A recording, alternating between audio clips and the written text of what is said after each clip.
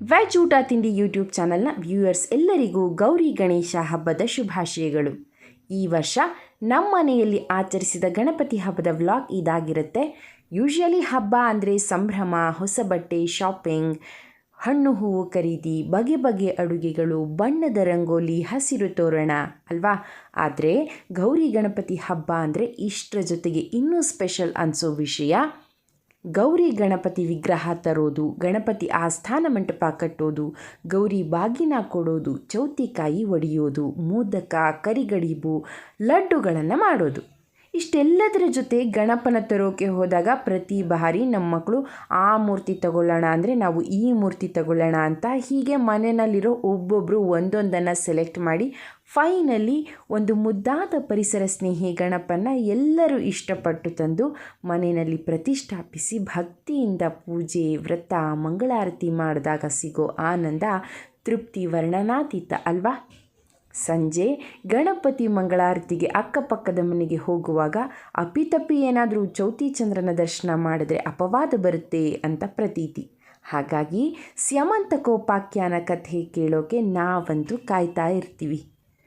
ಇನ್ನು ನಾವು ಚಿಕ್ಕ ಮಕ್ಕಳಾಗಿದ್ದಾಗ ಗಣೇಶ ಚತುರ್ಥಿ ಅಂದರೆ 21 ಮನೆಗಳಿಗೆ ಹೋಗಿ ಗಣಪನಿಗೆ 21 ನಮಸ್ಕಾರ ಮಾಡಿ ಬಗೆಬಗೆಯ ಚರ್ಪುಗಳನ್ನು ಇಸ್ಕೊಂಡು ತಿಂದ್ಕೊಂಡು ಬರ್ತಾಯಿದ್ವಿ.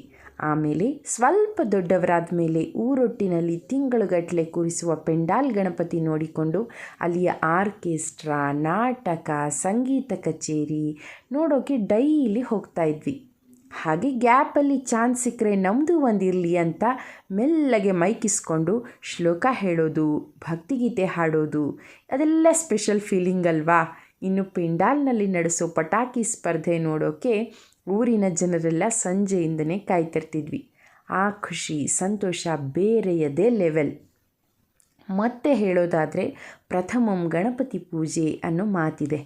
ನಮ್ಮಲ್ಲಿ ಮುಕ್ಕೋಟಿ ದೇವರುಗಳಿದ್ದರೂ ಸಹ ನಾವು ಯಾವುದೇ ಹೋಮ, ವ್ರತ ಮಾಡುವಾಗ ಗಣಪತಿ ಪೂಜೆಯಿಂದ ಶುರು ಮಾಡ್ತೀವಿ.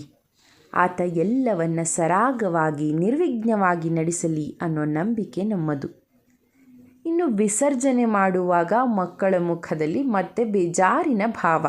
ನಮ್ಮ ಮುಗ್ಧ ಮಕ್ಕಳು ಮುದ್ದು ಗಣಪನನ್ನು ನಾನು ಕಳಿಸಲ್ಲ ಅಂತ ಅಳ್ತಾ ಇರ್ತಾರೆ. ಆದರೆ ವಿಸರ್ಜನೆ ಮಾಡಿ ಮುಳುಗಿಸಿದ ಮೇಲೆ ಮತ್ತೆ ಮುಂದಿನ ವರ್ಷ ಬೇಗ ಬೇಗ ಬಾಗಣು ಮಾಮ ಅಂತ ಅದೇ ಬೇಡೋ ಪ್ರಬುದ್ಧ ಮನಸ್ಸನ್ನು ನೋಡಿದಾಗ ಹೆಮ್ಮೆ ಅನಿಸುತ್ತೆ. ನಿಜ, ಗಣಪತಿ ಹಬ್ಬ ಪ್ರಕೃತಿಯಿಂದ ಮತ್ತೆ ಪ್ರಕೃತಿಗೆ ಅನ್ನೋ ಜ್ಞಾನವನ್ನು ನಮ್ಮಲ್ಲಿ ತುಂಬತ್ತೆ. ಮಣ್ಣಿನಿಂದ ಮಾಡಿದ ಗಣೇಶನನ್ನು ನಾವು ಪೂಜಿಸಿ ಮತ್ತೆ ನೀರಿನಲ್ಲಿ ವಿಸರ್ಜಿಸುತ್ತೇವೆ. ಇದರಿಂದ ಪರಿಸರಕ್ಕೆ ಯಾವುದೇ ಹಾನಿ ಇಲ್ಲ. ನಾವು 3 ದಿನ ಕೂರಿಸಿ ಆರಾಧಿಸಿ ವಿಸರ್ಜಿಸಿದ ಗಣಪನ ಭಕ್ತಿ ಮುಂದಿನ ವರ್ಷದವರೆಗೆ ನಮ್ಮೆಲ್ಲರ ಶಕ್ತಿಯಾಗುತ್ತೆ. ಅಷ್ಟೇ ಏಕೆ, ಗಣೇಶನ ಪುಟ್ಟ ಕಣ್ಣು ನಮ್ಮಲ್ಲಿ ಸೂಕ್ಷ್ಮ ದೃಷ್ಟಿಯನ್ನು ಮೂಡಿಸಲಿ.